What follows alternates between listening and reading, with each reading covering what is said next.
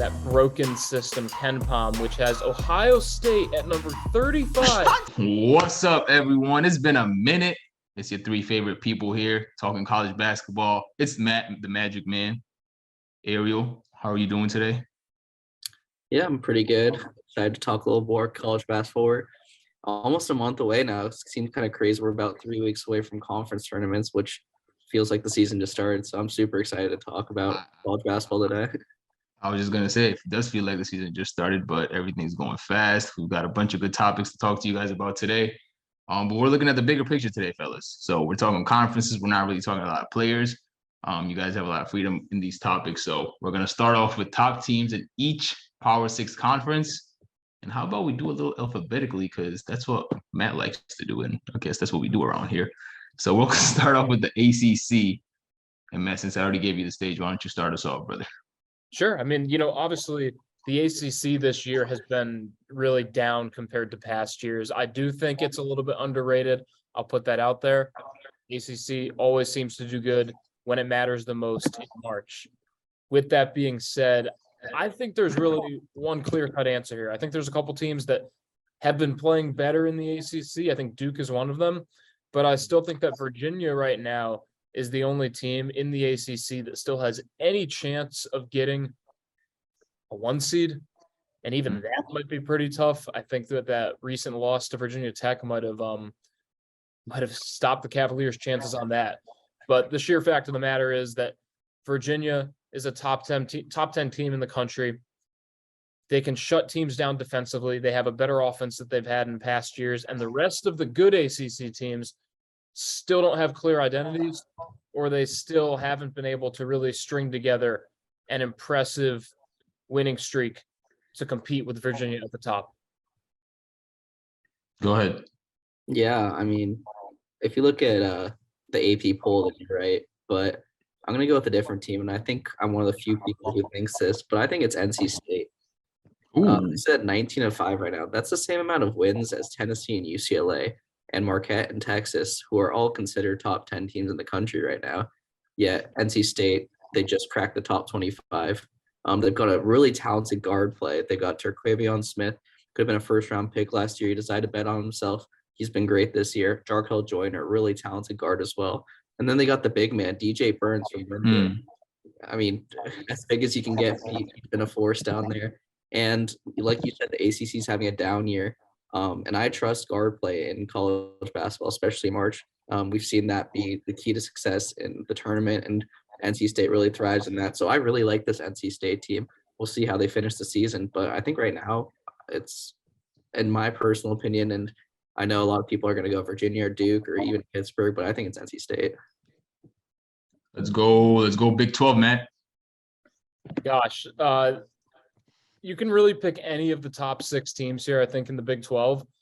I'm actually going to go with a team that I'm going back and forth between this a little bit, but when healthy, I'm going to go with when healthy. That's the caveat I'm putting there, TCU. And the reason I say it is because all these teams at the top of the Big 12 have beaten each other. TCU has wins at Baylor versus Kansas State, at Kansas. They do have a couple of bad recent losses at Mississippi State and Oklahoma State, but you go back further in the non-conference slate. With Mike Miles, with a healthy TCU team, they beat Iowa, who I think is one of the top teams in the Big Ten, and they beat Providence, who's really turned it on. They also have a win at Utah, who's no slouch in the Pac-12. So I think that TCU has the perfect blend of really good non-conference wins versus really good Big 12 wins. And you got to think that they're not as healthy as they could be right now either. So that's probably why they've been losing a little bit more recently. But I think when healthy, the Horned Frogs were one of the top picks to begin the season. And they continue to prove it when they have all their guys. You mentioned the non-conference, but you forgot to mention that Northwestern State loss conveniently. Hey, that was without Miles, though. That was without Miles. That's true, yeah. I mean, hell's definitely been a problem. As a Kansas guy, it was kind of hard for me not to take them. I'm wearing my little polo right now. I'll be at the game tonight against Texas. Huge game. Follow me, RLCPB, shameless plug. Ooh, that's a good one. I'll be tweeting all game. But yeah, I think right now it's Texas, which is crazy because after the whole Chris Beard situation, Rodney Terry stepping in, everyone's like, this is it. No, they're going to explode. The coach is going to matter. But no, they've responded in a big way. They're atop the Big 12 by themselves right now. We'll see what happens after this Kansas game. Hopefully they lose and they'll be tied with Iowa State. But I mean, guard play's been incredible. Marcus Carr, we all know he can. Mm. Serge Rice has kind of come out of nowhere. Not really nowhere, but he's really stepped up these last 5 or so games and been the leading scorer in each one. And then you still got guys like Tyrese Hunter, Big 12 freshman of the year last year, and of course Timmy Allen. So they just have so many great players and they know how to win games. And the fact they're doing this without their coach, it's pretty impressive. And I think they're not really getting enough attention. You know, Kansas is going to get all the attention in the Big 12 national champions. Kansas State with their feel-good story, same with Iowa State. Even TCU with all their injuries, but I feel like Texas just really isn't getting talked enough about. But they sit with the number 1 record in the Big 12 and a really talented team. I got to give you credit for that real quick. You know, just the fact that without Chris Beard, that is a really good point. I feel like that's the one thing that's separating, I think, TCU and Texas, really. They're dealing with a lot. TCU seems to have as many injuries as anyone in college basketball. Texas is going through something that not many programs have had to go through, you know, having to fire their coach for an unfortunate situation. And both these teams seem to be able to still put it together through that all. Texas, tough to beat. All right, moving on to the Big East. Matthew, no biases here, buddy. What's your team? My team is no doubt. There's no other team you could put here other than the Xavier Musketeers. Because this is a team that at the beginning of the season, I think that if you picked Creighton at number 1, you likely had Xavier at number 2, or you flip-flop that. UConn certainly made a run at one point, but now who knows what's going on in Husky land. St. John's was a sleeper team at the beginning of the season. We now know that we can continue to sleep on the Johnnies, and it's okay with that. Take as many naps as you want. Villanova, they're not the same Villanova. Marquette has surprised a lot of teams, but Xavier has been consistent at their most recent win over a good Providence team, a ranked Providence team, came without Zach Freemantle. That was the struggle with the Musketeers. Zach Freemantle at the beginning of the season, I said he would be the key for Xavier because the first year he got there, he looked like he could be one of the best players in the Big East by the time he reached his senior year. He had 2 so-so years after that, but he's really put it all together this year. He's going to be out a few more weeks, but the fact that they were able to win without him says a lot about a Xavier team that relies a lot on its starters. So it's just going to help them going forward. And Xavier, to me, is the clear choice in a good Big East because there's good competition there. Right. But it's got to be Xavier. Yeah, you know, I'm going to have to go with Steve Holt. No, I'm kidding. Just want to see Matt's reaction. I saw a little glimmer of hope in his eye. Oh, I did too. I'm gonna have to agree with you on Xavier. It's pretty close between them and Marquette right now. Until Marquette proves otherwise, I think Xavier has a slight edge. Fremantle obviously has that major injury. We'll see if that sets them back even more after that 1 month expected recovery. But yeah, they just have so many talented players. Solly Boom coming from UTEP and really showing out and becoming, you can argue, an all-American caliber player. I mean, not a lot of people would expect that. And they got Nunji, the big man. Just a lot of really great players. And if you're betting on one team to make the Final Four in the Big East, I think you got to go Xavier right now. Maybe Creighton. Shaka Smart kind of scares me, but you know this Marquette team's good. But I'm gonna go Xavier as well. All right, easy decision there. Moving right along, Big Ten. I'm going to keep it short because even though they just lost to Indiana, Purdue is just so far above everyone as far as who they've beaten. The fact they only have 2 losses this late in the season, the fact they have the best player in college basketball and it isn't even close. And I mean, that's all you got to say. That's literally all I'm going to say. All right. I'm 100% with you. Big Ten's a pretty mid, as the kids say, conference this year. They got a bunch of teams in the bubble area, and then they got Purdue. And Indiana a little bit under them, but yeah, it's got to be Purdue and Zach Edey. All righty, that was an easy one. I want to ask you guys, what do you guys think the chances of Purdue making into the Final Four? Then, if we're so sure that they're by far and away the best team in that conference. For me, it still scares me because coming into the year, I felt like they had a bit of a young team. They certainly have experience mixed in with that. Clearly, that's proven me wrong. I think the one thing going for them is it's tough to guard dominant big men in the first two Right. rounds of the tournament. Like no mid-major team is going to upset Purdue, and I think that becomes especially true because Zach Edey's 7'4". So we're not even talking about like a 6'1" guy who's skilled. We're talking about someone who like you can't match up with him. Like you just can't. So I mean, I think that's a clear path to the Final Four. Ariel, quickly.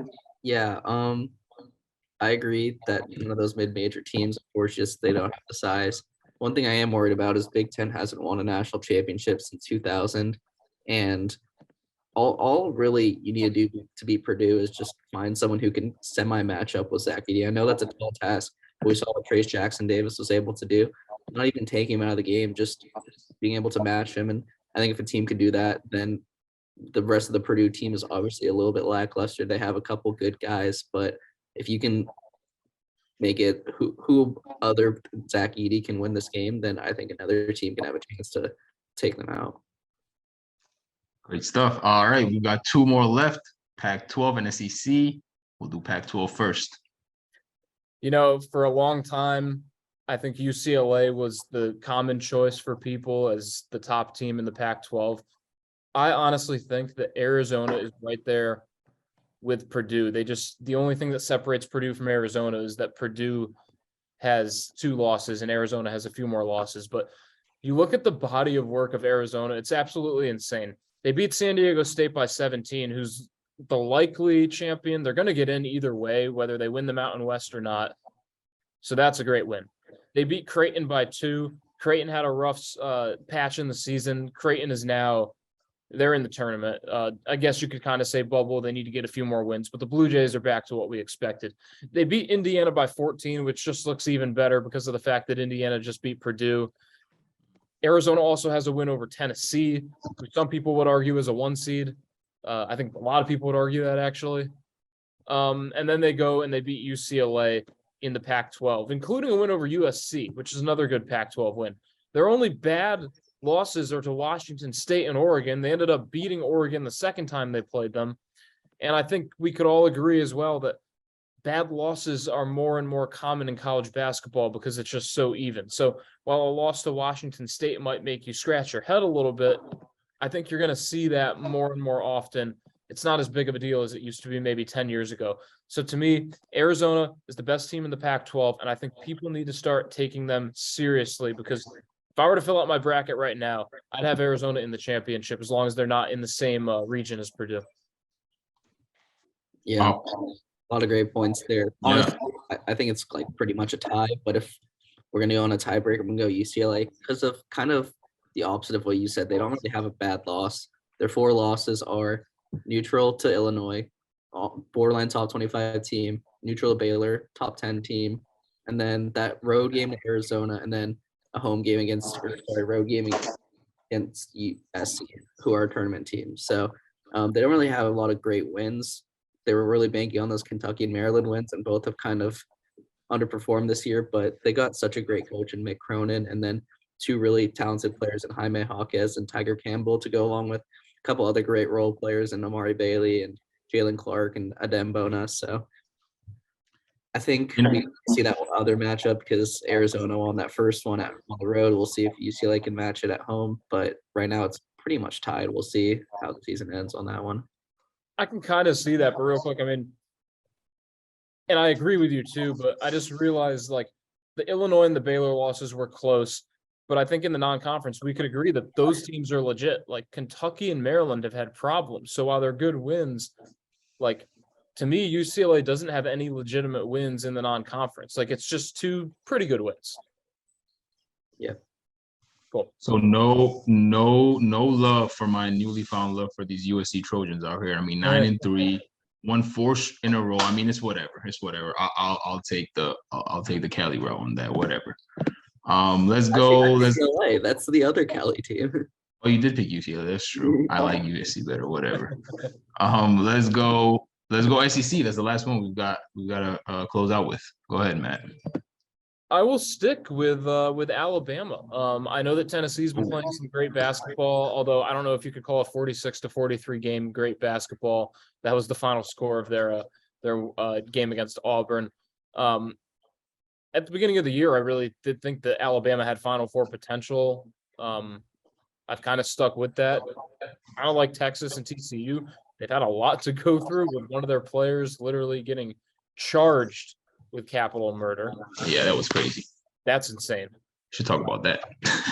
Yeah, that is a whole new podcast, like not even just an episode. That's a whole new podcast, like just podcast in general. Season 2, episode 8 coming right after this, baby. Man, crazy stuff. But with that all, Alabama has been able to keep it together. They've got great guard play. They've got some freshmen that can give them good spurts of kind of. I like that balance nowadays with the mixture between some experience and some freshmen that'll go out there and make some plays. And they have a coach who's fiery. And I think all of that is important. And it is close though between them and Tennessee. I have a trivia question for you guys. Ooh, According to the famous saying, what wins championships? defense. I win. Defense wins championships. And Point who's guard. the number one defense in the country right now, according to Ken Palm? The Tennessee Volunteers. They're- Defensively, there isn't a better team in the whole country. 3-point percentage, they're breaking records of lowest 3-point percentage by the opposing team. And then they got a bunch of great guys on offense too. I mean, offense isn't their priority, but they have guys who can score. They got guys like Sakai Ziegler, who's incredible. Santiago Vescovi.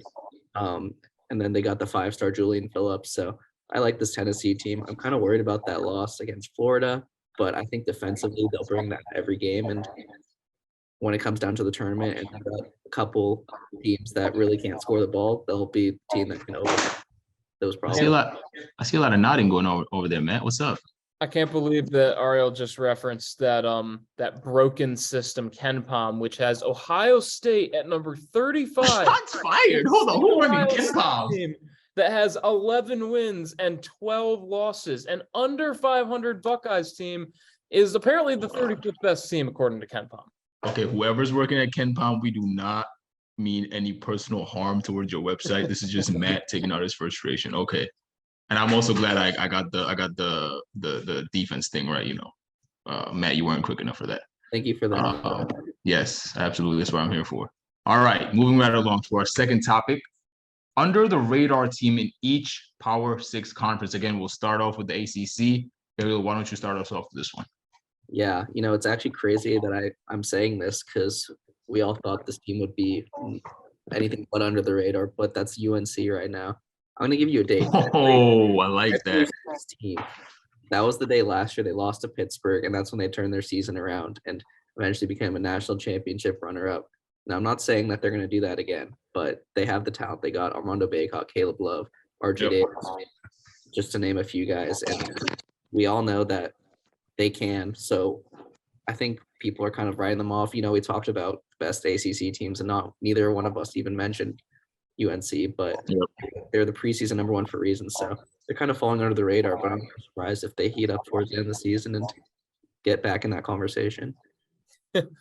It's funny that you went with North Carolina. I'm going, and this is not like a shot at your take either. I'm going with the team that just beat North Carolina, Duke Blue Devils. And I think it's kind of the same reasoning. It's crazy that I'm even saying that Duke is under the radar, but I'm saying it because I do think this Duke team has the potential to make a far run in March. I think they could go at least to the second weekend, maybe even make an Elite Eight run.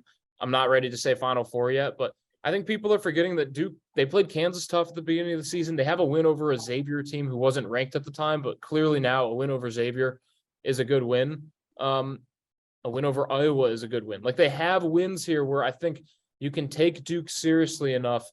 I think it's more also surprising to me that the AP poll did not rank the Blue Devils, even after a pretty good week, where they beat a Wake Forest team that's certainly on the bubble and a North Carolina team that's on the bubble, but 90% in the tournament.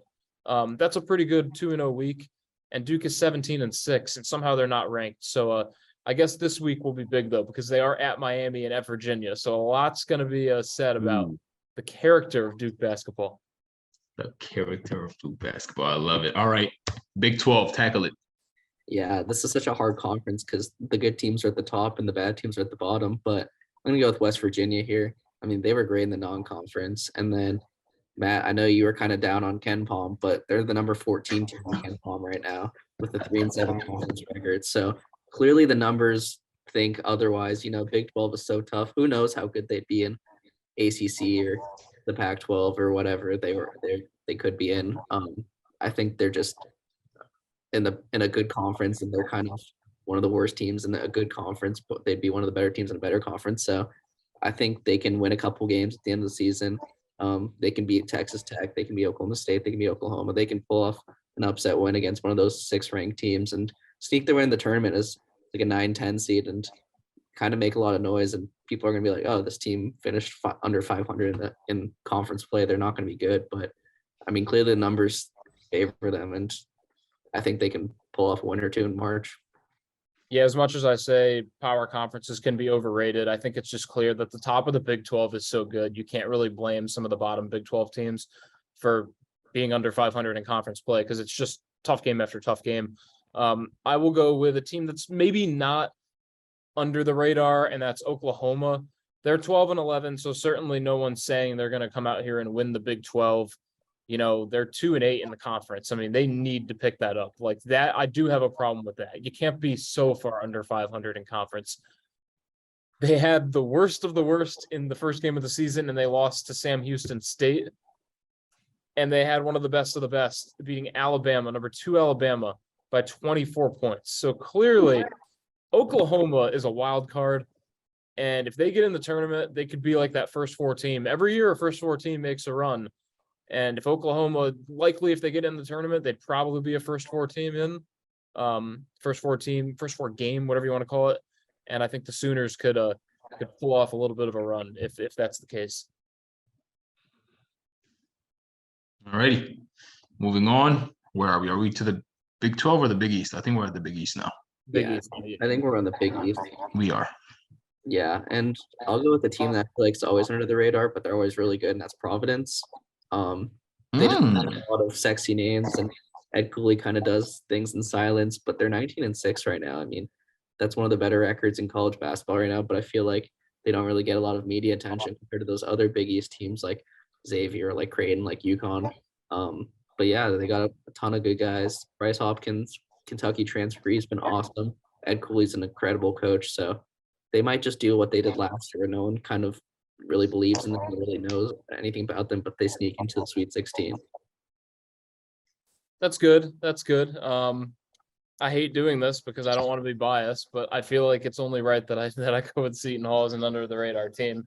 Because when it gets down to it, the Big East, Xavier, Marquette, Creighton, Providence, and UConn are all ranked, so I don't want to go with a ranked team.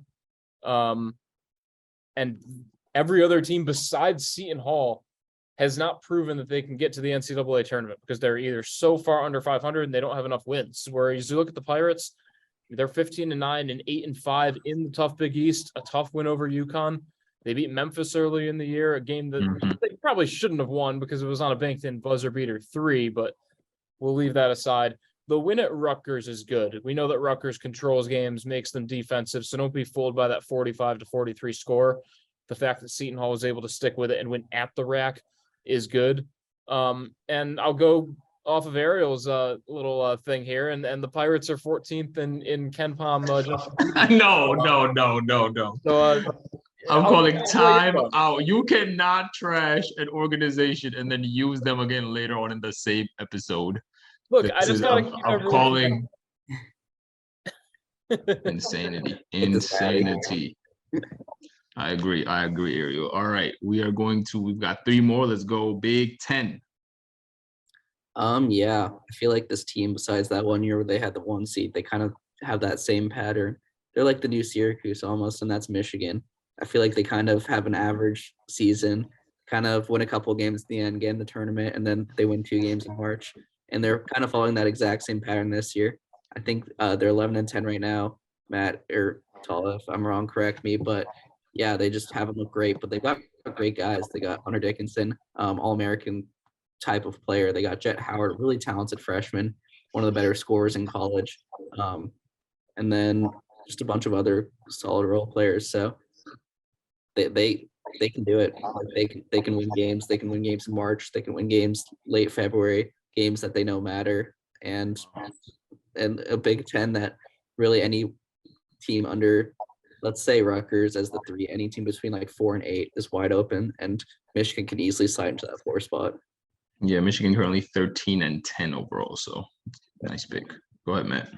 I'm gonna go with the Iowa Hawkeyes, a team that's 15-8, and I think Iowa has a really good, a legit squad. I think they have really good wins against Iowa State, and the thing that separates them in Indiana, excuse me, I need to throw a couple in there. I think what separates this Iowa team from past Iowa teams is a guy like Peyton Sandfort, someone who is not afraid of the moment. I've watched a few Hawkeyes games. He makes big shot after big shot, and that's what impresses me the most about this Hawkeyes team. And they got eliminated pretty early, it seems like, in the past couple of marches compared to what they were capable of. But I think this year they're not ranked right now. I think Iowa could be in the Sweet 16 real easy. All right, let's close it out with Pac-12 and SEC again. Pac-12, there we go. Yeah, I'll go with the Arizona State Sun Devils. They started the season off terrifically, winning a bunch of big games. But then recently, they've lost 5 of their last 6. They've got a couple things wrong, but Danny Hurley knows he's on the hot seat. If he doesn't make the tournament, he's probably going to get fired, or the seat will get hotter. So he needs to win these games. And the Pac-12 is a very easy conference outside those top 2 teams. You can argue USC as well. So I think Arizona State can get hot at the end of the season, ride some momentum going into the Pac-12 tournament, and then sneak their way into the NCAA tournament.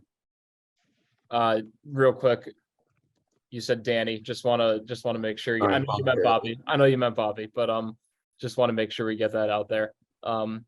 Yes. Although the way UConn was trending for a while, Danny Hurley was almost on the hot seat for a bit too. So you weren't totally wrong. I'm gonna go with Utah, simply because that win against Arizona early in the Pac-12 schedule is just sticking with me, because I just know that this Utah team has the potential to beat some of the best, and they stuck in there with other teams. I mean, they lost to TCU by 4 points. They lost at BYU by 9. I know BYU isn't the same BYU, but I'm still willing to give the Cougars credit. So I think that Utah is a team that they've shown that they can keep up with other Pac-12 teams, and they have the record and the conference record to get in the tournament, to get in March. I just think that they obviously need a couple more big wins. Can they get one in the Pac-12 tournament? Can they beat Arizona or UCLA and get another big win down the stretch? I don't know, but right now Utah is kind of hanging in there, where they have enough going for them. All right. So we've gone over all the conferences. We've gone over the top team in each conferences. How about putting these conferences against one another? Oh, what about a versus battle? I didn't just come up with that, guys. That was in the rundown. Okay, whatever. All right, we'll do a conference versus battle. We'll slate certain conferences against another. You guys pick one, tell me why quickly, and we move on to the next. All right, Matt, we'll start with you. Big Ten or SEC? Yeah, and I chose these obviously because the Big 12, spoiler, I do send these in the text message if you guys did not know. I didn't get that. I just thought of this right now. I love this. I will, but I don't have my choice. And I'm still kind of going back and forth a little bit as we speak, but I will go with the SEC because they have a little bit more at the top of the conference, whereas the Big Ten is still kind of just Purdue. The SEC is Tennessee and Alabama. Yeah, I'll go the other way for a completely different reason, and I'll go the Big Ten for more the middle. I feel like they got a bunch of good middle teams. SEC's kind of got a big drop off after Tennessee and Alabama. So if we're going as a conference as a whole, I think Big Ten is a slight edge right now. Big East or ACC, Matt? Ooh, it's tough, but right now I'm going to go with the ACC. The Big East, I really only trust Xavier to make a really long extended run. And in the ACC, I feel like there's Virginia. Miami did it last year, so what's stopping them from doing it this year? They have a lot of the same players back. And I mentioned Duke earlier. So I just feel like the ACC, for how bad people said it's been, I feel like it's kind of picking up a little bit as the season's got into February. Yeah, I'll go the other way again. I'll go with the Big East. I just love the teams at the top. I don't think I guess I went other way around last time, but I'm gonna go because they're just better at the top. Marquette is looking great. Xavier's look great. Creighton's starting to heat up. yeah, obviously the middle's a lot down, but I like the Big East this year. They're a lot of fun to watch too. A lot of great teams. All right, we got a couple more. Pac-12 or Mountain West? Back to you, Matt. It's crazy I'm saying this, but I think the Mountain West is the better overall conference. The Pac-12 has UCLA and Arizona. That's really the only two you can count on. Whereas the Mountain West has a legit case to get 5 teams in the NCAA tournament. And this is no fluke. San Diego State's ranked 25th in the country. They should be in. Boise State is around 30th in the net. They should be in. They're 18-6. Nevada's 18-6. Utah State's 19-5. And New Mexico is 19-4. All of these teams have beaten each other. They've beat up on the teams they're supposed to, and they all have impressive net rankings. I believe, don't quote me on this, but I believe all these teams are in the top 40 of the net. Like, they are all inside of where you want to be. And that is just a testament to Mountain West basketball. And I'll just give a little hint here. I wish that maybe some other mid-major teams would head to the Mountain West. Maybe a team that rhymes with Gonzaga. Yeah, I don't know. Can we find something better to rhyme with Gonzaga? I think Gonzaga will join the Big 12 for the Mountain West personally, but we'll see what happens. I'm gonna go the other way again. I'll go the Pac-12. I'm scared the Mountain West might fall into that same thing that happened last year. Everyone's like, yeah, the Mountain West is so good this year. They got San Diego State, they got Wyoming, they got Colorado State, and then they all lost in the first round. I don't see a team here. Yeah, they're all good, but I don't see a team that can make it past the first weekend. Well, the Pac-12 is 2 teams that will definitely make it past the first weekend, and UCLA and Arizona, and then USC as well, who can probably have a chance. And then even Oregon, they got really great size that a team might have trouble matching up with. So I'm gonna go with the Pac-12 here. Ariel, real quick, I lost respect for the Pac-12 a long time ago when upstate New York single-handedly eliminated all 3 of their teams in the first round of March Madness. Syracuse over Arizona State, St. Bonaventure over UCLA, and Buffalo over Arizona in the same NCAA tournament. So the What a time! I have a feeling that won't happen again this year. It probably won't. It probably won't. What a time to be alive. All right, last but certainly not least, Atlantic 10 or the WCC, West Coast Conference. Take it over, Matt. I was just saying some terrible words about Gonzaga's conference, but I am going to say that they're better than the Atlantic 10 this year because St. Mary's is legit. It's not Gonzaga this year. It is St. Mary's. It's all about the Gales. They have everything that you need from a mid-major conference to advance in March. They've got good point guard play. They've got good defense. They've got a coach who's been there before. He's been there a long time. They've got everything. Gonzaga has it too, though. Gonzaga, while they're not the same Gonzaga team, they're still a Zags team that I think can make it multiple weeks. Whereas the Atlantic 10, I don't know who's going to win this conference, and I don't really care, frankly, because they're probably only going to get an 11 or 12 seed anyways, which is crazy to say about the Atlantic 10. But what team in the Atlantic 10 has proven that they should even be a single-digit seed? None of them have. And I'm leaving it there. I know I sound pretty agitated, and I am, because Atlantic 10 basketball is prideful. But this year, they're shameful. You are something, wow, well, shameful. Oh, God. We need a whole episode for that, too. I'm totally with you on this. We had a lot of expectations saying those was supposed to be good. Dayton was supposed to be really good with all their returning players, and then Archie Miller joining Rhode Island, Frank Martin joining UMass. A lot of people had expectations for this conference, but they've really underdelivered. And yeah, like you mentioned, St. Mary's has been awesome. Aiden Mahaney, the freshman. I mean, I think he's the 3rd best freshman in the country after Brandon Miller and Philip Kowski. He's just been awesome. And we'll see if the Gonzaga curse kind of happens at St. Mary's, where they don't really play enough competition, but they're looking great so far. And those 2 schools are enough to push them past the A10. Well, I didn't want to end the show on such a low note about the Atlantic 10, but we're sorry, Atlantic 10. That's what's going to wrap up our show. That's it for season 2, episode 7 at CBB Review. Folks, follow us on all social media, Instagram, Twitter, TikTok. I don't even know if you have a TikTok. If we don't, make one and follow it yourself. We'll be back for season 2, episode 8. Till next time. See you then.